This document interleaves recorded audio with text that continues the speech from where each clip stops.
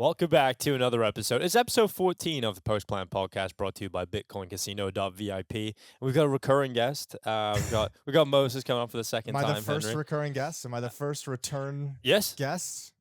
yes, Is he really? you are. Yeah, we didn't have anybody. That makes me really happy. Well, Yeah. kind of just Oh. a testament to how strong the podcast is. So many great guests. The first That's- returning one of the episode. I know. 14 I'm is pretty good. surprised to be at the top of the mountain, but here we are. Well- Oh my god! I almost just killed myself. Well, don't do that on the Yeah, podcast. trying not to. We can't do anything to Not go that kind of viral, show.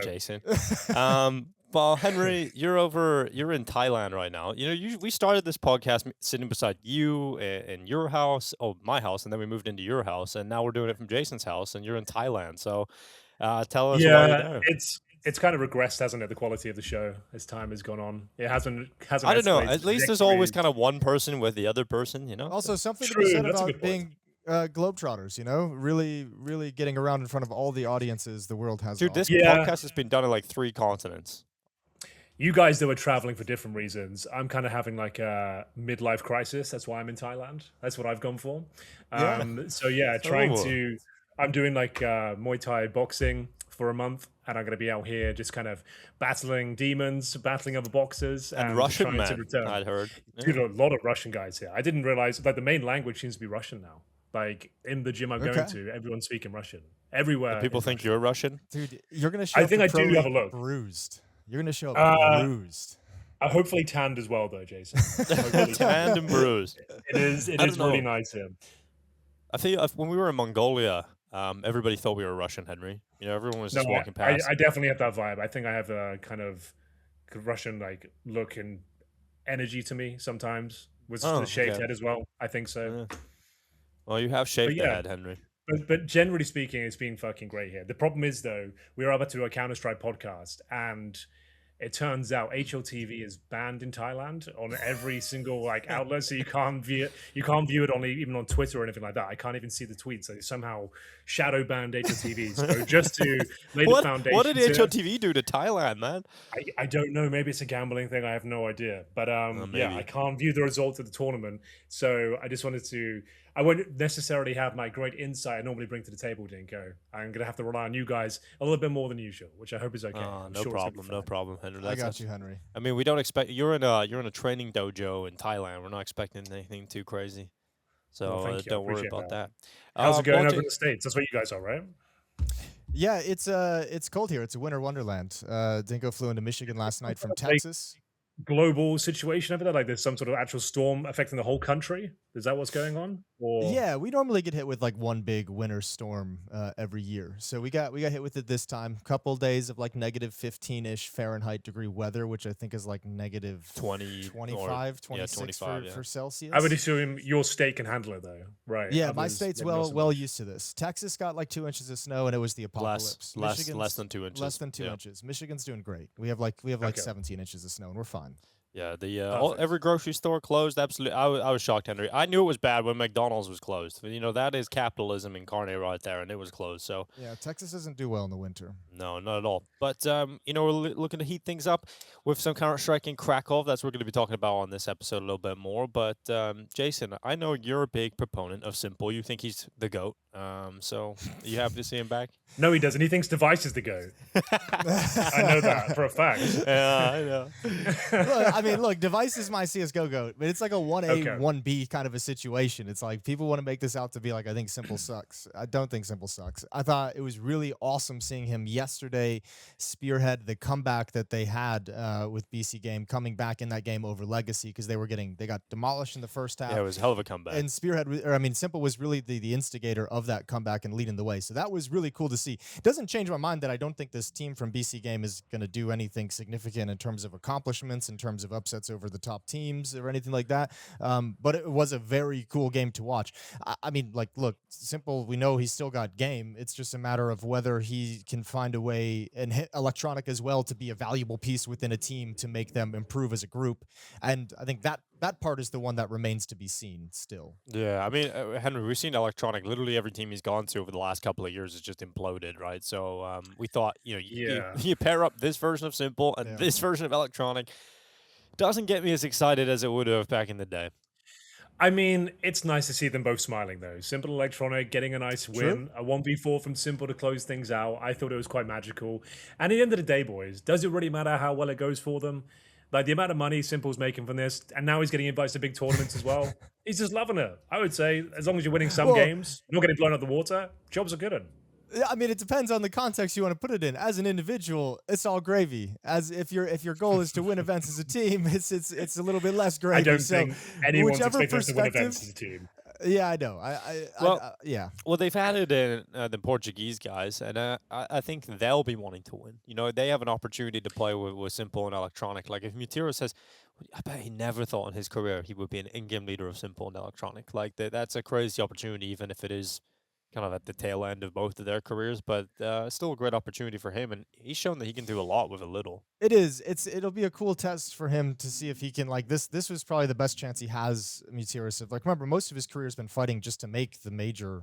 Right. At all. And he finally did it at the Copenhagen major, actually qualifying through. It was like the first one of his career after like 10 or 12 attempts or something like that. So this is probably the best chance he had to have. But definitely the most talented players he's played with in Simple and Electronics. So the opportunity's there. But the problem is, I think it's just going to be, for all the time we've seen Mutiris and the guys around him building teams and not able to make, I just don't know if they have what it takes to take that next step that's going to make Simple and Electronic happy. I think this team is always just kind of destined to have a time limit on it, a ceiling on it, where you're never going to get through. These guys are like the Harlem Globetrotters, Jason. I feel like they just turn up, put on a show.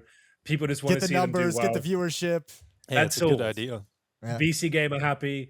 ESL are happy. The viewers are happy. The team might not be that happy, but it's fine. Everyone's let me pose you a riddle here, Henry, though. Who really loves Simple at the end of the day if I have expectations for what Simple should be doing and accomplishing? Doesn't that mean that I'm the biggest Simple fan versus the crowd who's okay with the Globetrotter kind of a situation we have going on? Doesn't it seem that in this scenario, I have more love and appreciation for the greatness of Simple than everyone else on the other side who's like, he's back. Boom, one game. That's it. That's all we needed.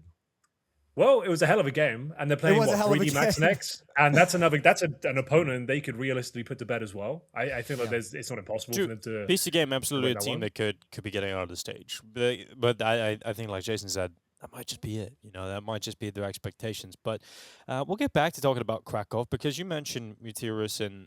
Obviously not making the major so many times. Yeah. The one he was closest to was Antwerp, and James kind of ripped that out of his hands of a last-second defuse at the RMR as well.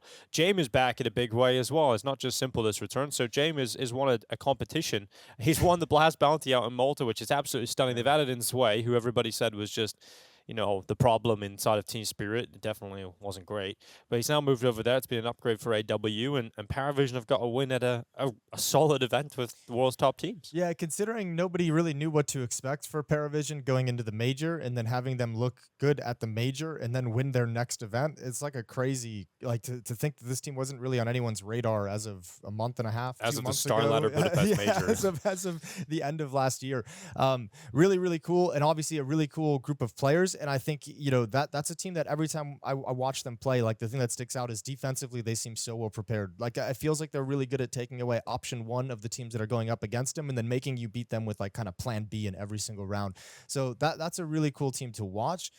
We saw that at the major, just didn't expect it to like get to this point so quickly. Right. I think Zway is a really kind of unique acquisition just because he seemed so promising, and then in Spirit he kind of dropped his stock, and now it seems like he can be a valuable piece. But James got a lot of young talent, and I think different to like the VP lineups towards the end of his tenure there and Electronic joining in, he's got like three to four inexperienced players who are going to listen to everything he says, who are just like talented and are like, we're just going to follow the rules. We just want to follow the IGL who's got a history. No one wants to I can't imagine there's a whole lot of voices trying to do something different where him and Electronic had that IGL struggle back and forth.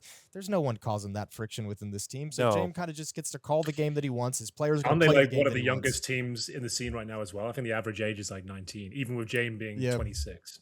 Yeah, I can look that up. It's very possible. I have access to it. But you can, Henry. Just to I literally cannot. And I was about to try and reference the teams they beat at Bounty as well. I can't even look it up. So it's like Spirit, Falcons in the final. What's the other big team they took as scout down as They beat basically everyone except for Vitality in that run. That's what I thought. Their average player age is 21.3, so that's not bad. Falcons, Furia, Spirit, Astralis. That was it. Furia run. Yeah. Yeah, it was a Oh, pretty sick showing. I couldn't believe how good. Like, no one expected them to do much. We know they were going to be an upset team sometimes, but from what I read in the interviews, was like James locked himself away with this team for 1 year, trying to make the VRS, and yeah. now it's actually it's bearing fruit. It's actually finding success, and I'm really happy for him. It's great to see them actually turning up and doing well.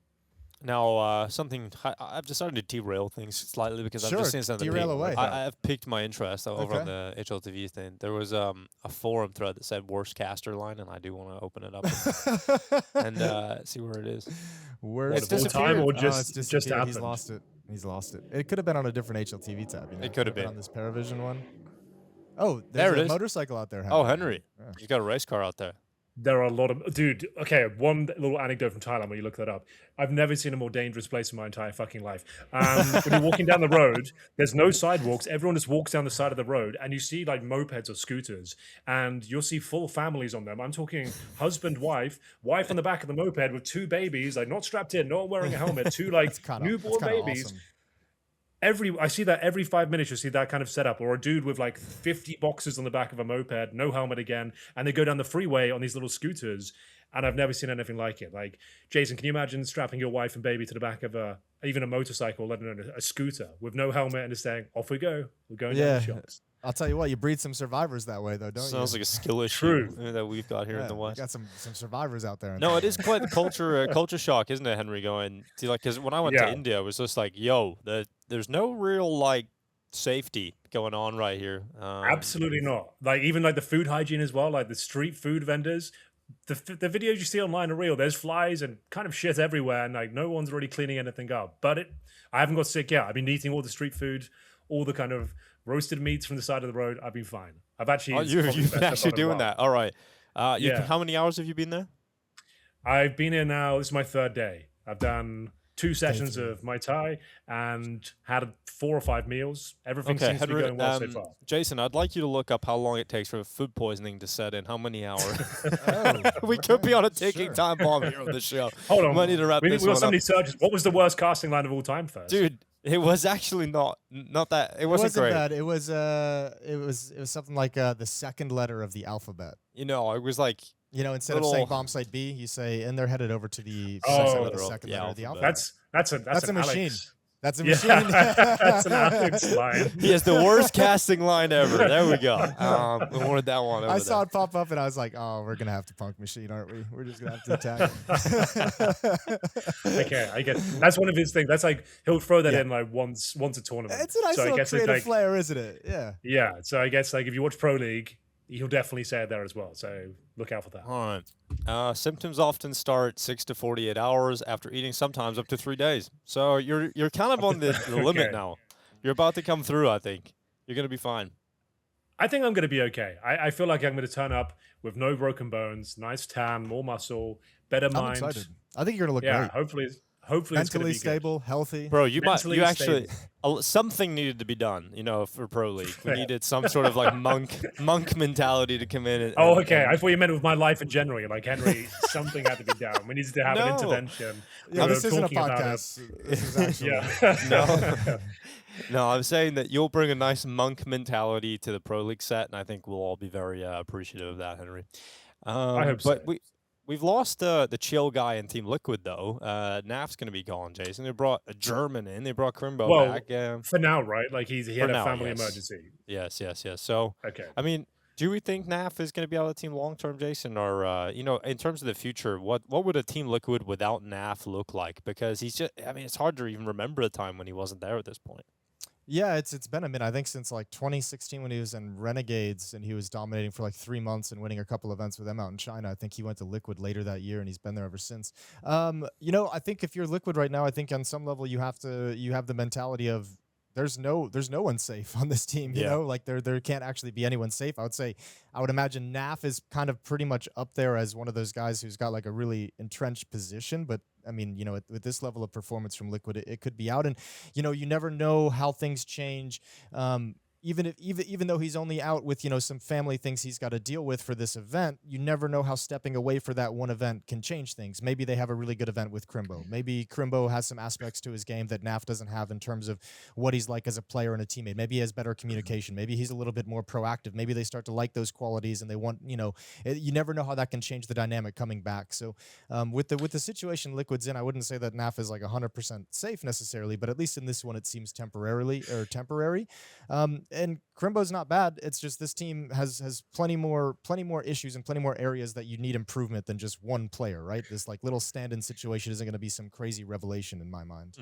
I will say though, Dinko, when was the last time we saw Liquid look relaxed, happy, successful? Can you remember an event where we were both at, where that happened, and the context of that success? When I was coaching?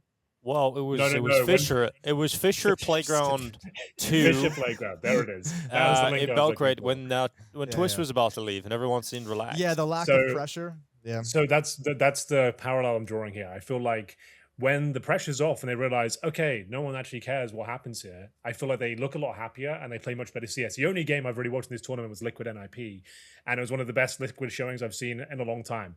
And I always just feel like, is it just like the amount of pressure they put on themselves, and obviously from feedback they get online as well, that gets in their head? Because when that pressure is removed, all of a sudden they look like a different team. It's free flowing. Ultimate starts looking really good.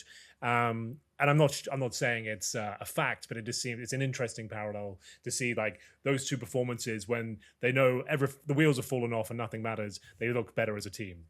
Problem is, against NIP, I almost feel like Ultimate looked better on the rifle.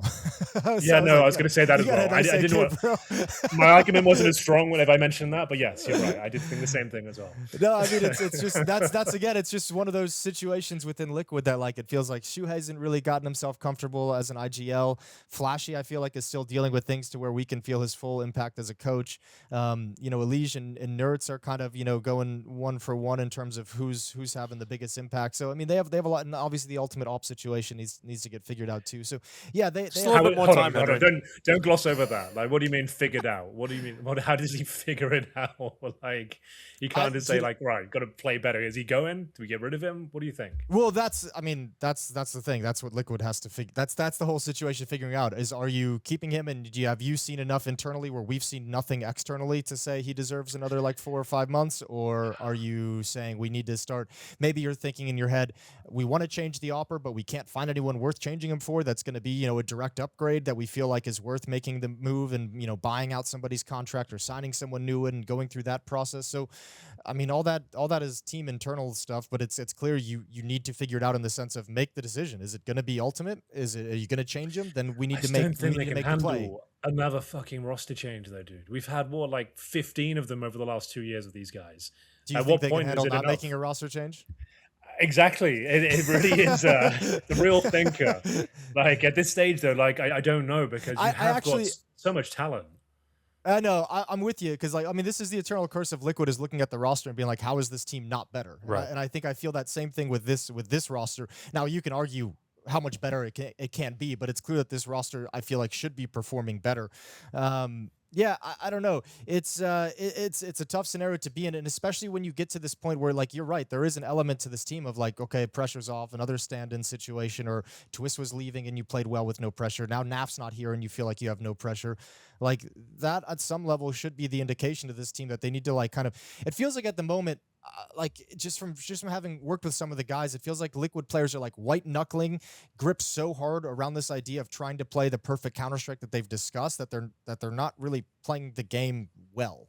Right. Everyone's so dedicated to all the conversations, all the philosophy, all the tactics that they want to do, and all the reactions they're supposed to have, that no one's able to just kind of play the game on intuition and just unleash. And that's really where this like relief valve of having a stand-in with no pressure at this event comes in, because then all of a sudden, like, you're a little bit looser about that. You're like, okay, well, the stand-in doesn't know all these protocols, so I don't need to adhere to them 100%.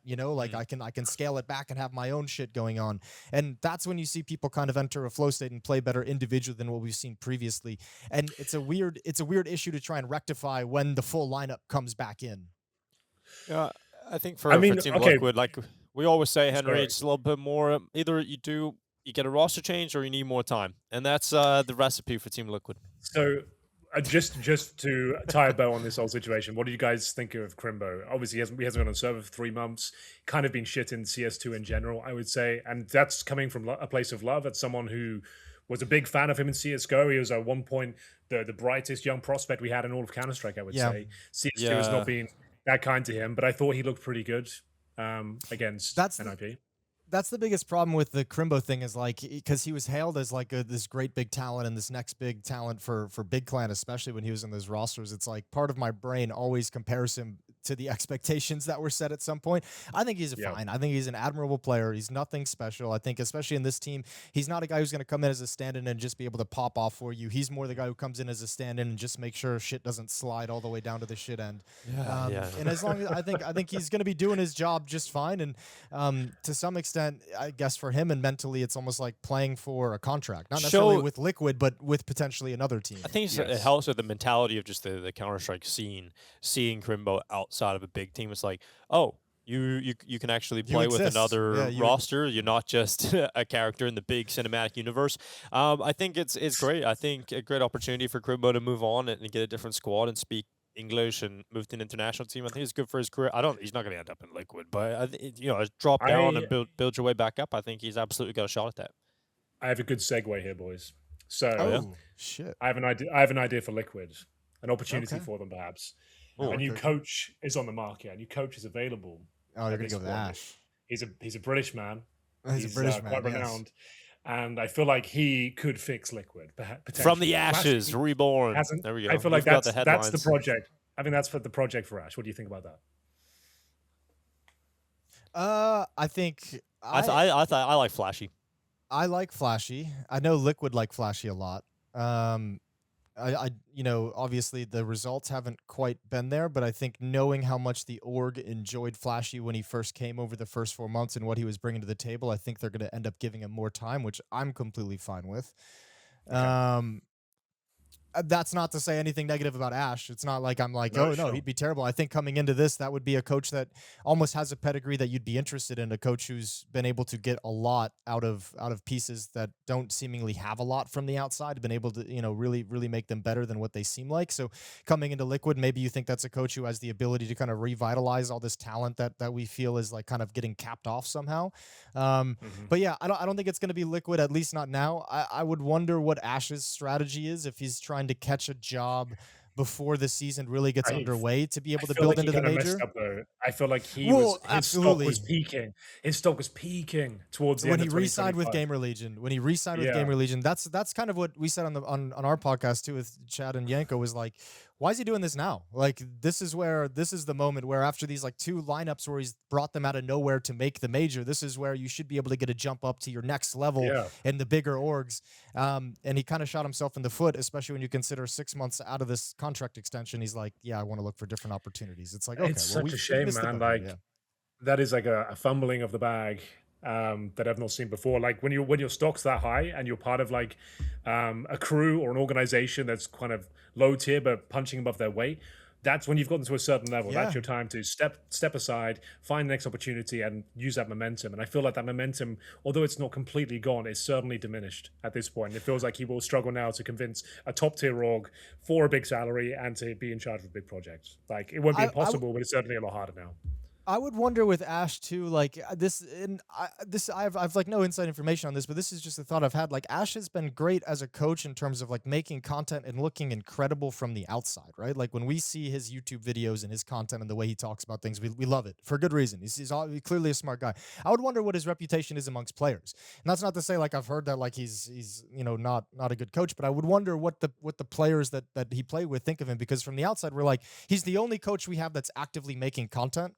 And when you're like kind of a public front-facing coach, it's easy to get on board with that and be like, this guy's the shit. Look at these YouTube videos. Look at these breakdowns. But I would wonder what it's like actually working with him and with the player, the actual. I'll have to ask some players. Yeah, maybe that could be a pro league thing. Yeah, maybe we can call them wherever they are in the world. But sure.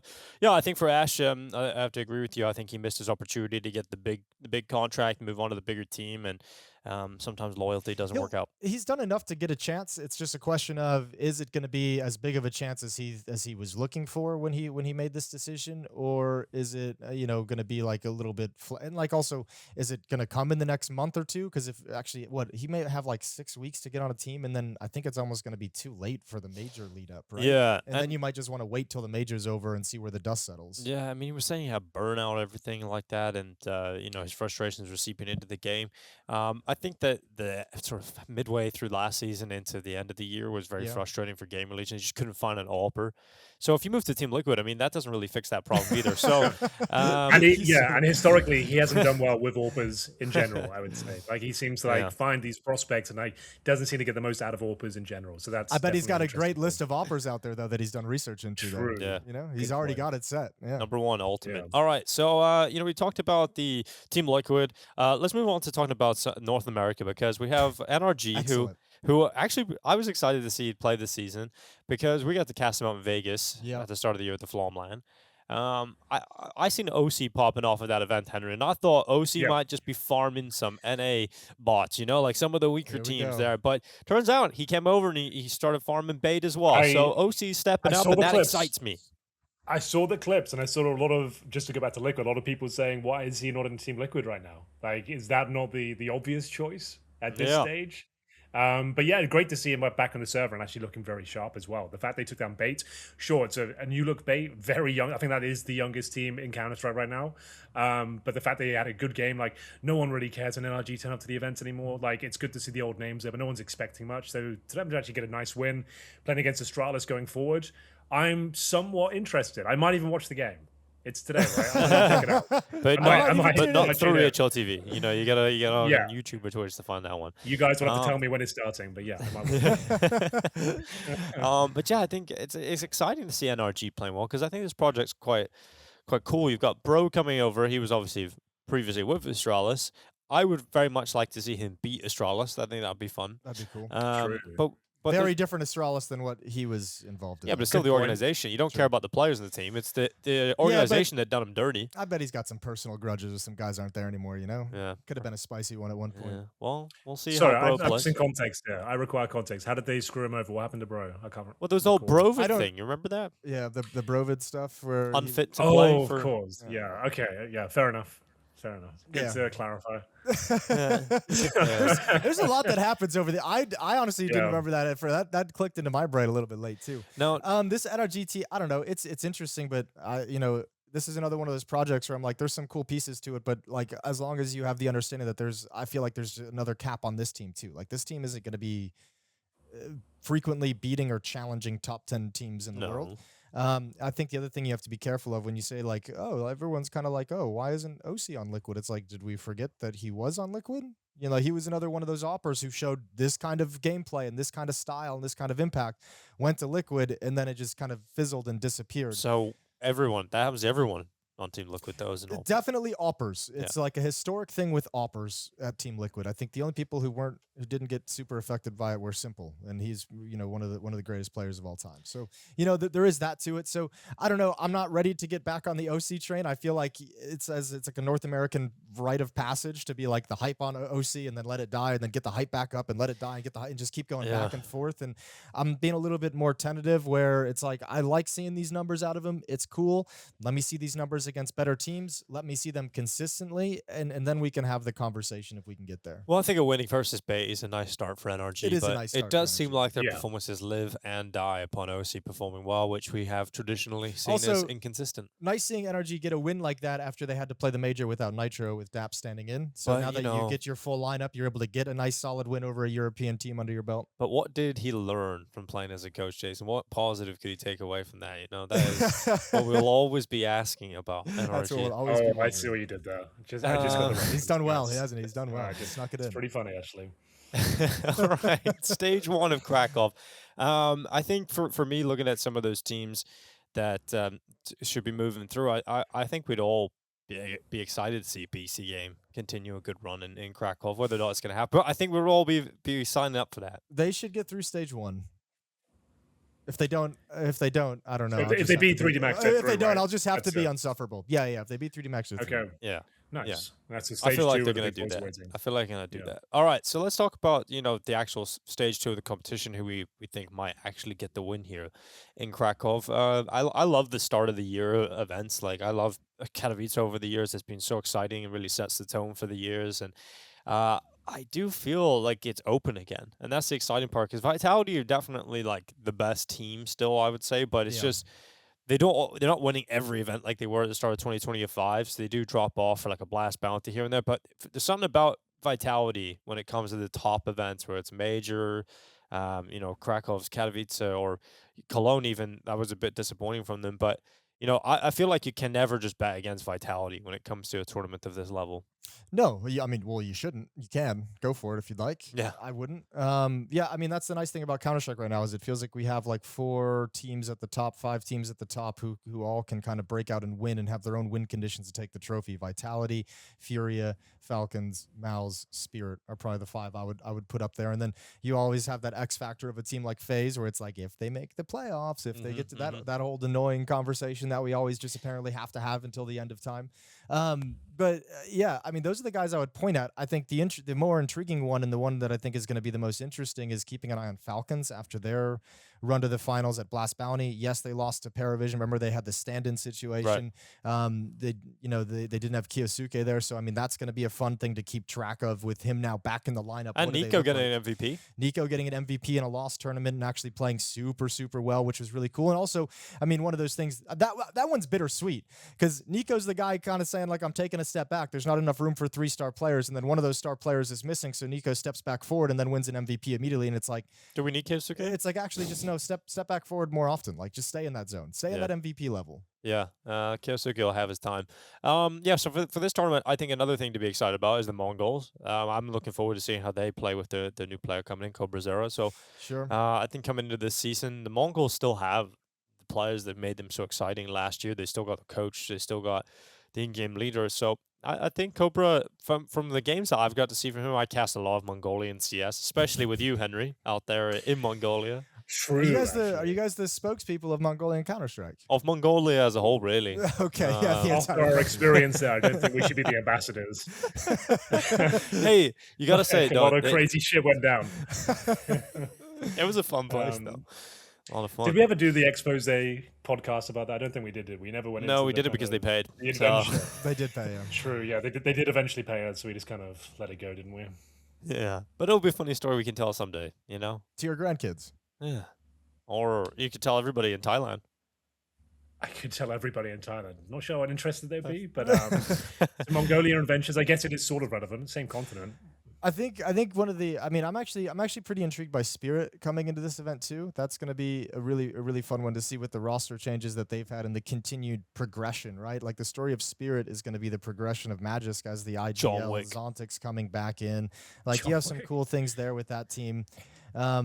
Yeah, actually, I mean, the top 8 teams that we're all going to meet that are waiting for Stage 2 to begin. Vitality, Furia, Falcons, Mal's, FaZe, Na'Vi, Spirit, Mongols. Something interesting about all of them. Na'Vi as well, I'm looking to see if they can build upon. I was surprised at how good they looked at the major, how strong they looked. I mean, they didn't even go that deep, but just like kind of eye test watching them play Counter-Strike, I was like, you look much more dangerous than I expected. So curious to see if that's going to continue. Wonderful was kind of resurgent at the major. Sure. He was under fire a little bit. So what's his start to the year going to look like here at Krakow? There's a lot of interest in those teams, and then whichever of the 8 teams join up with them. Question is, has the major run in Budapest broken Furia? Has it like taken the wind out of their sails? Because they haven't looked the same since then. Well, it's only been one event. I know, but like it just has very flaccid energy. I know what you mean. Yeah. We'll find out. I think that's a project that could just fizzle. They had such a breakneck pace at the end, but I mean, as long as as long as Molodoy continues his level of play, rookie of the year, as long as he's even like 80% of the way there, that kind of level out of him can carry them through some tough stretches. So I think Fury's a team that we'll see go through like ebbs and flows and dips, not like a Vitality that was like, we'll just be a top 4 team for 12 months. I think Furia can kind of go up and down. But as long as they have Molodoy still playing that way, he can kind of consistently keep them at a certain level in the top 5. Yeah, the other thing that I think we should all think about is the fact that FaZe are fan favorites wherever they go in the world, right? They've always got fans, but I think here especially they're going to be playing with Jacob. Karrigan always plays into the Polish crowd, right? He's got a Polish wife. He comes out with the Polish hat every year. They've got so much history in that city. In Katowice, now they moved to Krakow. the arena is not the same. Spodek is a legendary arena in Counter-Strike, but it is an old Soviet era concrete saucer. You know, like it's not modern, it's not huge. Yeah. It's just a bit of a mid arena, really, that we've all loved because it looks cool and so much history there. But they're moving into a real stadium, like arena now, right? The Tower Arena in Krakow is a huge arena. We did the major there in Krakow in 2017. It's a massive venue. Henry smashed a couple PCs there, I remember.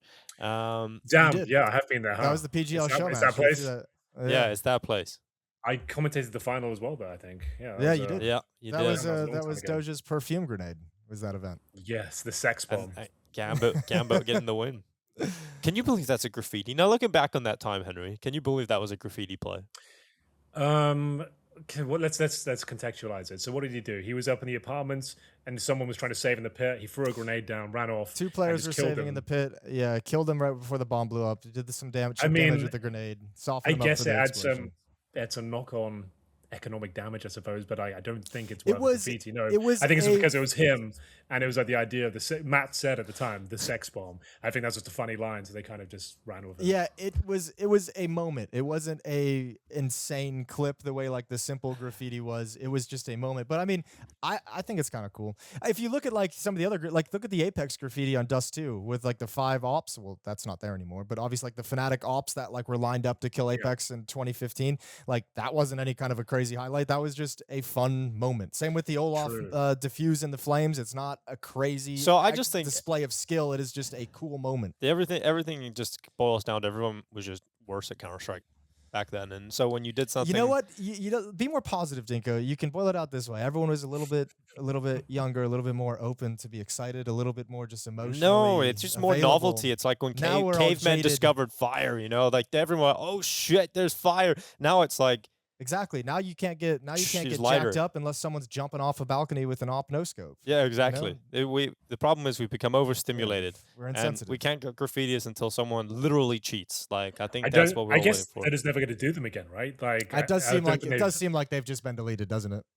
Yeah, no, but just think about it. When they actually add one back at some point, it's going to be the most hype moment ever. They're never adding one back. I don't know. They could. If Device didn't get a graffiti for his pistol round in Berlin, graffitis are done. Did they at that last major? I have no idea. Did they do that highlight kind of packages again where they give you like the videos in game? Do you know what I mean? I think they did, but I don't believe they used the casting over them. Okay. This time, because they would have to pay money, right? Like that would be in theory. They didn't seem like they went down very well the first time at Austin, and I was like, surely they don't bring that back, but I guess they did. I didn't. It can be. I think it was received well, but I think the scale of what they tried to do was so insane. Like some of the moments with like just a guy like running around getting a body shot with an AK, and they put that in. That's the thing. Going through these clips. They had way too. It was the Valve devs. I was talking to them when they were like they showed like a folder of like 400 different clips that had been created, and I was like, that's just a lot of work. A lot of people have to go through and scan those and clear them and put them in and everything like that. 30 clips, top 30 plays of the event. Let's do that. Yeah, I think the scale was a bit much to repeat it, but I think it's a cool idea that can go places if they tweak it. Yeah, I like the idea. I think more things in the game is good, and if there's any sort of monetization that could help anybody in the community, casters, I think that'll be very much appreciated. No bias. No bias whatsoever. I think it'd be very motivating. Well, we have obviously we're going to talk a little bit more about what I was trying to get to, which is the fact that you're moving from a smaller arena into a real big arena now. There's going to be a lot more fans there. The ticket prices were a little expensive, so I was talking to some Polish guys in the ground. They were saying they didn't really necessarily want to buy them, but I seen those tickets sell pretty quick. So I know that venue is going to be looking packed, so that's going to be exciting. And I think for FaZe, if they make it to the arena, they're going to be absolute crowd favorites the whole way through. You've got Jacob playing, you got Carrigan on the squad. There's just so many reasons to back them, and I think that could be very exciting. There could be an opportunity for FaZe to ride that wave, and it'd be cool to see them win there. Yeah, but you said the magic words, and that's if FaZe can make it. You know, like that's quite a big if. It's not a major. I think one of the you know, this felt really kind of crazy at the time, but I still sort of stand by it looking back as like right after the major end, I sat there and I was like, FaZe should probably still make changes. Like I know they made the final, you know, I know they look good, but like I feel like they should still probably look at making some changes. Their Blast Bounty was a very quick but JW affair. though, let's go. I mean, it was online as well, so I'm not going to draw too many conclusions, but We said on the last episode, Jason, there's like a line I think I said. I think them doing so well at the major was almost like a curse. Yeah, Like it was pulled cool. them It into a was hype trap. as fuck. It made the major like amazing to watch. It was a great story. But Yep. in the grand scheme of things for the team, I feel like it was actually a net negative because Yeah. now they're not going to make changes and they desperately need them, in my opinion. Who would you change? I think obviously everybody puts Brokey on the chopping block, but has Jacob shown enough at the last major event to really believe in him? Okay, not a popular opinion. Here we go. Moving Carrigan He's to saying to coach. Carrigan, he's gonna do it. Carrigan to He's coach. gonna do it. We fixed two problems there. I feel like Neo's been there a long time. I don't think the team's ever looked that tactically brilliant. Carrigan famously doesn't like a tactical coach. Let's make him the tactical coach and get someone who can make the calls, who can take the level up 20%. And I think you do win a lot more rounds with just that in place. So the exciting thing about what would Carrigan look like as a coach? I think that's a conversation we could go into. I think the exciting thing would be there just wouldn't be a better coach in terms of just coming up with a strategy in that timeout, like an idea, right? Like that. I don't know. I don't know if I agree with that. Just because Carrigan, I mean, like, look, and Carrigan's going to know plenty of tactics, and you're right. Like, he probably has that skill set within him. But Carrigan, as a leader, remember, he calls on like momentum. He likes to call on emotion. He likes to call on his feel. Right. You know, so like at the moment as an IGL, I think when those timeouts happen, I think Neo's the one who comes up with any kind of tactical or strategic idea.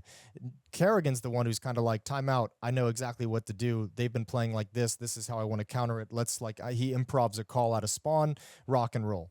I think as a coach, Carrigan could be interesting, but I think I think that kind of a style of wanting to call by feeling would be hard as a coach to get across because you don't have the same feel of the game. You don't get that same sense. People forget when you're coaching, you have no in-game sounds. Right. Like you're just listening to comms and that's it. So you're not able to count nades. You're not able to feel like through utility where the pressure is coming from. If you're not looking at that player's screen, you don't really see what they encountered. So you're kind of, you don't get the same immersion in the game that you have actually playing it. And I think that's where Carrigan could get neutered as a coach, and that's something he could get over as time passed. So is there a world in which he just we couldn't believe it, but really you could talk about it as that Carrigan might not be a very good coach? I just think I think he would become a good coach. I think I would imagine Carrigan could have some struggles early on, but we also don't see those struggles out of coaches all that often too, because Carrigan's going to be able to communicate with the players obviously and get ideas across. So I don't know. I would just be curious what he it's mostly just kind of musing about what he could be like as a coach and where I see some potential pitfalls. I don't think there's anything necessarily inherently wrong in saying Carrigan, switch into the coach position. For me personally, I'd say, Carrigan, you get to be the IGL of this team, barring any kind of crazy collapse. You get a ride or die until you feel like retiring. I'm looking at Brokey as someone I'm going to replace because I look at the core of this team. I think, Twiss, Frozen as riflers, you're not going to mess with that. I think to answer your question, Jacob had a good enough major to keep him within this roster and keep seeing how much he can progress over the next 6 months through the next cycle. You keep Carrigan there as the IGL. And I just say, you know what? I watched the way a good Opper stepping into Furia fixes all the problems on that team. So let me see if I can do like a Hail Mary to find a good Opper for this next stretch, and let's see what that creates for us. And then you can make the decision on Carrigan down the road. But I think at the moment, it's like same thing as Liquid. Like if you get an Opper in there who's having impact and is consistently impressive and is rotating well and reads the game well, let's see how this can change the team and see if it gets those riflers playing better, because riflers do just have an easier time when your Opper is effective. I think the Alpers are about to become the hottest prospect, and I think they usually are. They already are. I mean, but like the next big player is going to be an Alper, because you have so many organizations. Again, like Moldoy's come through. If we have another rookie of this year that comes out of nowhere, it's got to be an Alper from one of these top teams that has to make the difference. I think it's just like clear that an Alper is a role that, like, I think on some level isn't going to have a huge change in a team's performance unless it's one of like the great Oppers. But it provides balance to the team, which is something like yeah. But what I mean is there's no crazy upgrade between, like, I don't know. Let's try and just embarrass some Oppers here for a second. There's no like huge upgrade in my mind from like Ultimate to Maka. Like a Maka on 3D Max, or like a Halzerk on Passion, right? But where you see the Oppers have the most is like, if you look at the top teams, the one who are contending for trophies, Zaiwu, Monacy, Moladoy, even Torji to a certain extent, not exactly the same, but wonderful when he's popping off. Shiro being like one of the top players in 2025. Dude, how did I always forget about Shiro? I don't know about you. Is that just a me thing? But I always forget about Shiro. I didn't forget about him at all in 2025, but in 2024, I kind of forgot he existed. Yeah, but even in 2025, I think like he just was so high It's on the just rating. I was like, yeah, you can't really argue with that. But it's just a stylistic opera who doesn't get a lot of sexy highlights. It's yeah, Device had the same thing when he was at the top in Astralis as well. It's just kind of the way they play the weapon. But yeah, like I think like outside of like, you know, that's why like the opera is going to be one of those prospects that's so prioritized, because if you can get one of those magical, mythical, like phenom operas, it's going to increase your team like tenfold. But if you're just going to get like a good opera, like I don't think that's going to increase the team a whole lot and make a crazy difference. But still, everyone's keeping eyes peeled for any signs of potential out of Alpers these days. absolutely. Well, the thing with Fury is Moldo was so good individually that he actually was able to help bring balance to the rest of the team, and then you get more out of your players too. So everything just kind of goes up when you add them in. I talked a little bit about the Mongols, but I guess we could talk about them a little bit more. But we had the Mongolia talk, and Cobra's there. When I got to see him out there in Mongolia, he was like a standout player on his team, but it looked very raw. You know, he was making mistakes, making a lot of individual plays. You know, some of them were working really well, winning them rounds, maps, but overall, just needs a lot of work. I think this is the perfect place for him to be, though. Like inside of a team with Mara, with the experienced players around them, I think they can get a lot out of that potential. And I actually have high hopes for Mongols this season. I don't know if I have high hopes. I mean, I would like to see them do really well. I'd like to see them maintain like a level as an Asian team that's competing with the best, and I think they can maintain their position in like the top 8, top 10. Right. I don't have high hopes in terms of I don't expect them to be able to keep their level that they had as number Sure. one with Senzu, but I think I don't know if you're the same, Henry, but when you lose Senzu, I expected Mongols to free fall back to like irrelevance. Bit of a tangent. Did we ever really find out what happened there? Was there any more info? No, leaked? it's one of the Did great anyone get one of the Well, he said come the burnout fuck and on, then guys? Like, surely, like, even for his own reputation, like, he wants to clarify that his agent should be saying, like, okay, we need to get the real story out there. Like, kind of say, like, oh, I mean, I just got burnt out by, like, at the peak of their but powers. then he went on the late show in Ulaanbaatar Yeah. with the team, and so like even if you are thinking that maybe he has like an issue with the team, he was on the late show on the TV talk show in Mongolia. Late show doesn't like a Then- Jimmy Fallon sort of thing. Yeah, literally, yeah. Okay. yeah, Mongolian Jimmy Fallon. Okay, Yeah, okay, Mongolian Jimmy right. Fallon, yeah, from Ulaanbaatar. So he was on that. Look it up, Henry. It's sick. I don't know if it's banned in I didn't know that. Thailand. I thought but you were can check joking. it out. Okay, nice. No. He actually, yeah. okay. He actually did. Cool. And I think the fact that you say burnout, but then he's ready to come back so quickly, but it's not to the That's my Mongols. point. It's Yeah. like, all right. Well, if he's ready to come back and it is just burnout, then why isn't it like a Zontic spirit thing? Now he does want to be an Alper. That's the other side of this. Oh, he wants to true. I come back didn't- as an Alper. So we've got solutions for Okay. phase now. We got a potential solution for liquid. We could have a Senzu Op. In Yo, the mix. if I remembered that would have been a sick segue from our talk It back would've into the been, Mongols. Wouldn't if it? you Can we remember put that yeah. in post? Yeah, we'll edit that one around. Would have Ah, been okay. really nice. Instead of going, Yeah. oh, I've already mentioned Mongols, but I guess we'll go back there. That's Yeah. you brought it in. Nice microphone, Henry. You got over there. Thank you. It's speaking. This Can is hardly hear you, the Henry. the Onokuma. It's Oh, sure. It looks like the Rode broadcast, like one of the Rode mics. I think that's what they've gone for. It's definitely not Yeah. the same level of quality. It's like But it mostly works. made of cardboard. I mean, it works. I think you sound it's, great. Is that a microwave Yeah. behind you, Henry? It's a fridge that turns on every like 10 seconds. Is it like buzzing? No, No, we no, can't no. hear it. Oh, We wait, just- You mean an actual physical microwave? Yeah. Sorry, yeah, it is. I thought you could hear buzzing. That was the fridge. No, that is a Shit. microwave. I'm saying What like kind an of setup are we Airbnb working server. with over there, Henry? Have you got like a swimming pool? What kind of? I've are we in a got big two complex? swimming pools. I'm in a big complex. It's like an Airbnb. So Oh, wow. I'm right in the thick of it. I'm right on the beach. So I'm 2 minutes walk from the beach, 2 minutes walk from like the high street. This place is kind of crazy. I didn't realize that everyone was so relaxed. You can kind of do whatever the fuck you want here. As long as you don't harm anyone, no one seems to care. Is that it's a bit like it's like- Malta? And I think that's why I like it so much. I feel like it's so chill. Like you can walk around. Not that I do. Everyone's walking around topless. Every restaurant is just like you walk in, you sit yourself down. They might come serve you eventually. It's very easygoing, very relaxed. Like everything. Like cannabis is legal here. Every street has like 20 massage parlors down it. It's very like weird kind of vibe. It's very Malta in that sense. So maybe Yeah. that's why. So I'm never-ending enjoying it out red here. light districts, you know? It's exactly, and it kind of is. But like everyone seems happy, so good luck to him. Yeah. Fair play. Maybe that's where you'll thrive, Henry. Like we'll see you go Yeah. back straight after Pro League. You know. On the massage parlor mile. Yeah. That name's got a ring to it. It's got a ring to it. Well, I'd look forward to that. But all right, let's move on to our final segment. We call this one Counter Stocks, Henry. Swiftly moving on. You know Yes. how it works, Jason. You've been here before. Sure, kind of.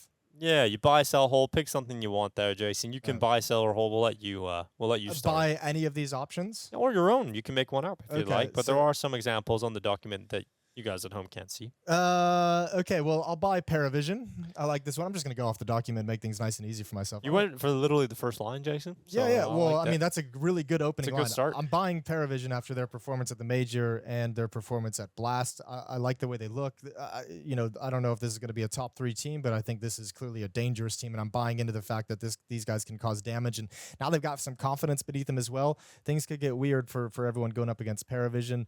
Liquid looking better. I'm not buying that. No. I'm not ready to buy that. Well, you can just do Paravision. We only do one. Oh, So, okay, we only do one? You're Okay, good. I was you're going to good go on the whole that. thing. All right. Yeah. My sell options. No, we'll do that bit. So let, Sure. let him cook. See what he's got.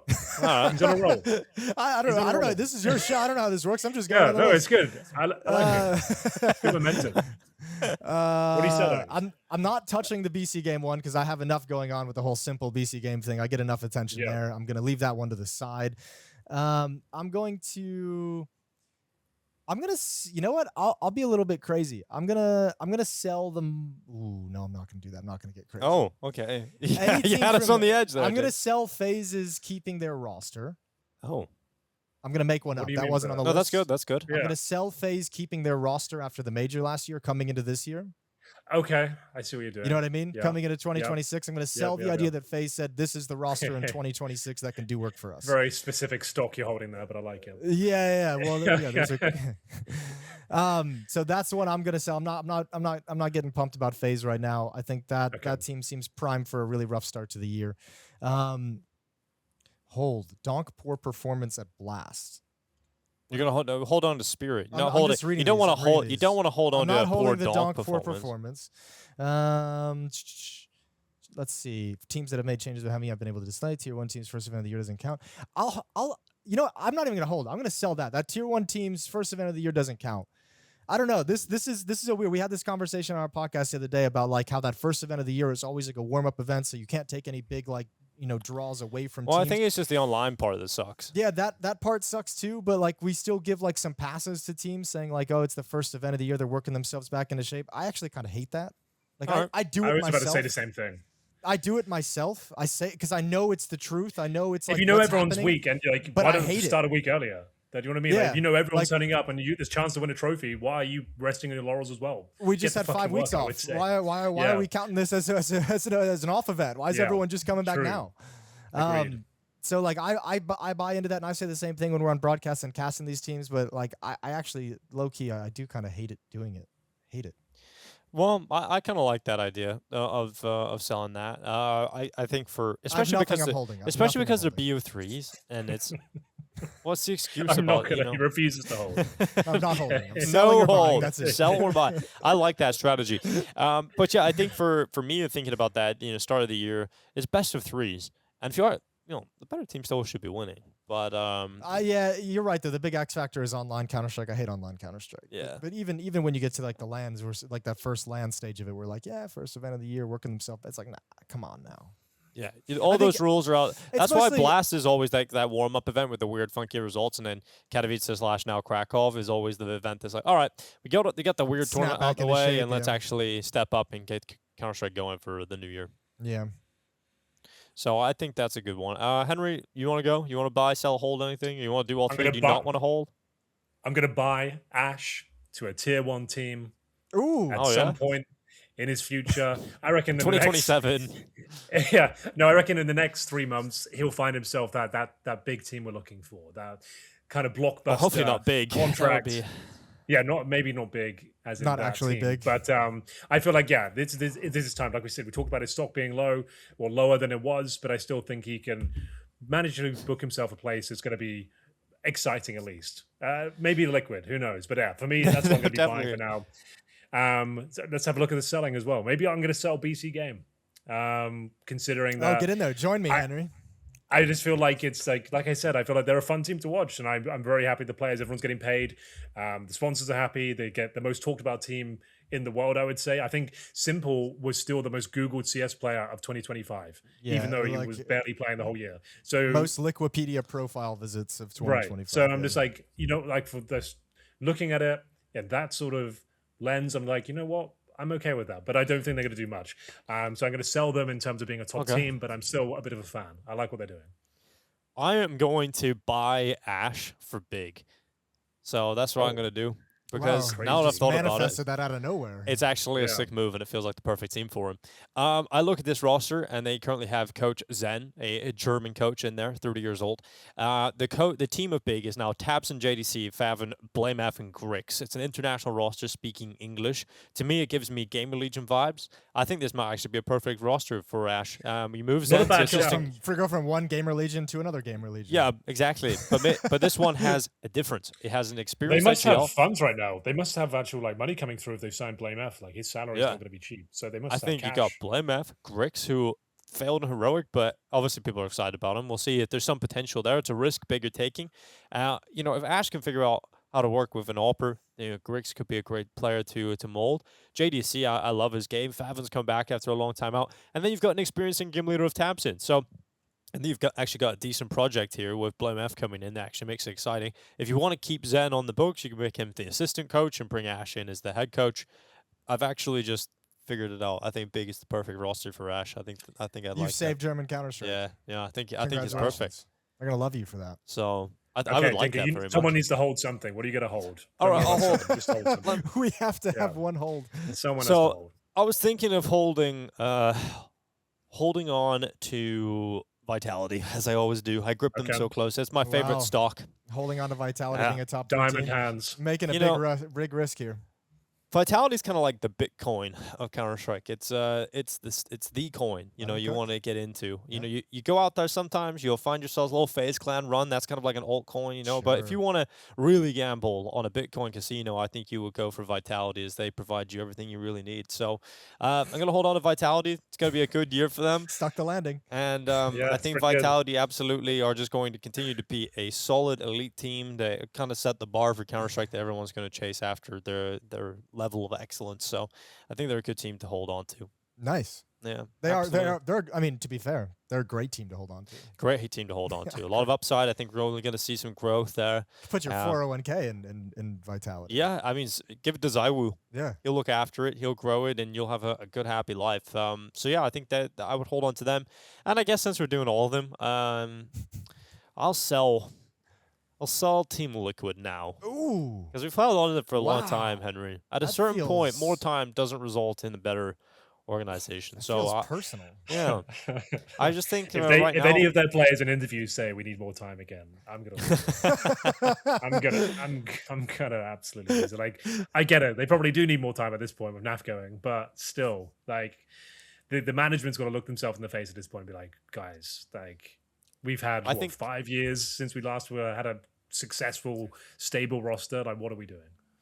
I think they've got good players. I just don't think they have a vision or a direction that they're clearly heading in. And I think that doesn't fill you with confidence for the future. So I think this current version of Team Liquid, although it looks good on paper with the players they've got, they got to show us something first. But there's just no direction or clear vision that I can see right now on the team. And I think you need that at this level of CS when everybody plays with so much intention and has so much strategy behind their plans for the year. And you've got Vitality come in. Your 5 players. Everybody does their job perfectly. Furia come in.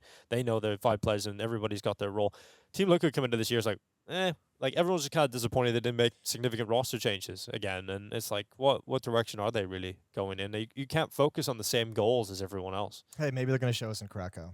Yeah, well, that would be great. I would love that. They got G2 later on today. It would be very Liquid as soon as I sell them to pop off. Yes, it would. It'd be great. Yeah. Well, we'll see. Lige always has the potential for that. Yeah, he does. There's always potential for a shutdown for Team Liquid as well. But that's it for this episode. Anything you want to say, Henry, from Thailand? Anything? You guys are doing the B stream for this event, right? Yeah, we start off tomorrow. Okay. Well, I want to wish you guys the best of luck. I want to know what kind of style you'll be going for. Are you going to be bringing more of a jovial, fun style, or are you going for like serious, locked-in commentary? You know, it's the inaugural Krakow, so there's probably going to be a little bit more lock-in than you'd expect for a remote B stream. But, you know, I think we're Okay. going to let the games bring us the kind of attitude it wants us to have. Well, we do have a soundboard Amazing. here if we need it. Yeah, we're going to get some Give us a Babam on preview. here. What do you got? Some old school Let me Babam. see. I'll turn this. I'm sorry in advance, headphone Oh, users. yeah. I'll take my headset off for a second. Okay. Oh, you got the classic. That's all the ones Yeah. we had back in Malta. Okay. Oh, we, Yeah. we just need the because I mean you chuck one of those out. We in a just kind of quiet have to moment. remember which ones they are because we can't be going. Oh You my know, sorry, God. Jason. Jesus, Definitely yeah, don't you can't do be that. doing that. You can't be Yeah, doing that. that was a lot. That was Cannot quite a be lot. Wow, No, that's it. I have nothing more to say apart from like yeah, you'll see me at Pro League. I'm gonna be locking in myself. Hopefully, don't get myself in too much trouble and return as a better, Yes. happier version of myself, boys. I'm looking forward to seeing you. So that's all I've Yeah, really just got. stay alive. Yeah, looking forward to seeing you Yeah. at Pro League. Anything you want to say, Jason? No, man, I'm all good. All right, thank you for being our only recurring guest on this podcast. That's how I do. It's been a fun podcast, though. We'll see. Maybe see you in the future. If not, it was fun. So we'll see you guys later. This episode, as usual, brought to you by Bitcoin Casino. Don't VIP.